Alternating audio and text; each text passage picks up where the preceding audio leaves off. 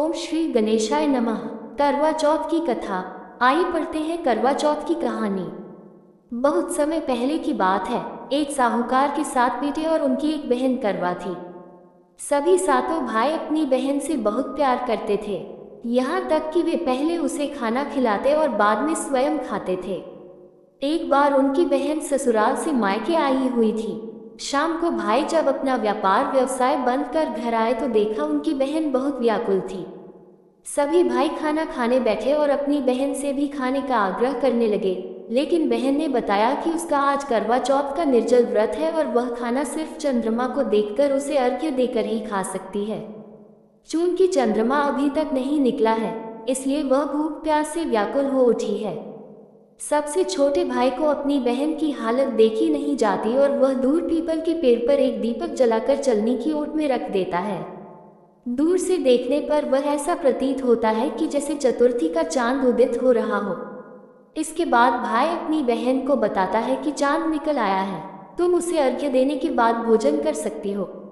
बहन खुशी के मारे सीढ़ियों पर चढ़कर चांद को देखती है, उसे अर्घ्य देकर खाना खाने बैठ जाती है। वो पहला टुकड़ा मुंह में डालती है तो उसे छींक आ जाती है। दूसरा टुकड़ा डालती है तो उसमें बाल निकल आता है और जैसे ही तीसरा टुकड़ा मुंह में डालने की कोशिश करती है तो उसके पति की मृत्यु का समाचार उसे मिलता है। वो बौखला जाती है। उसकी भाभी उसे सच्चाई से अवगत कराती है कि उसके साथ ऐसा क्यों हुआ। करवा चौथ का व्रत गलत तरीके से टूटने के कारण देवता उससे नाराज हो गए हैं और उन्होंने ऐसा किया है। सच्चाई जानने के बाद करवा निश्चय करती है कि वह अपने पति का अंतिम संस्कार नहीं होने देगी और अपने सतीत्व से उन्हें पुनर्जीवन दिलाकर रहेगी। वह पूरे 1 साल तक अपने पति के शव के पास बैठी रहती है, उसकी देखभाल करती है। उसके ऊपर उगने वाली सुईनुमा घास को वह एकत्रित करती जाती है। 1 साल बाद फिर करवा चौथ का दिन आता है। उसकी सभी भाभियां करवा चौथ का व्रत रखती हैं। जब भाभियां उससे आशीर्वाद लेने आती हैं तो वह प्रत्येक भाभी से यम सुई ले लो, फिर सुई दे दो, मुझे भी अपनी जैसी सुहागिन बना दो, ऐसा आग्रह करती है। लेकिन हर बार भाभी उसे अगली भाभी से आग्रह करने का कह चली जाती है।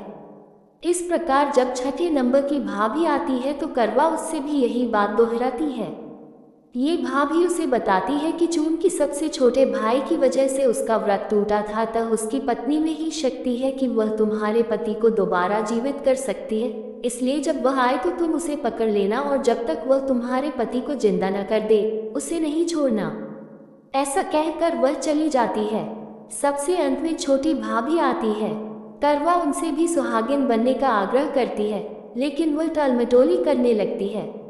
इसे देख कर वह उन्हें जोर से पकड़ लेती है और अपने सुहाग को जिंदा करने के लिए कहती है।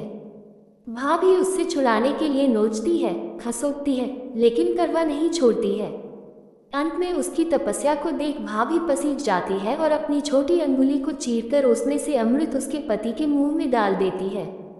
करवा का पति तुरंत श्री गणेश कहता हुआ उठ बैठता है। इस प्रकार प्रभु कृपा से उसकी छोटी भाभी के माध्यम से करवा को अपना सुहाग वापस मिल जाता है। हे श्री गणेश माँ गौरी, जिस प्रकार करवा को चिर सुहागन का वरदान आपसे मिला है, वैसा ही सब सुहागिनों को मिले।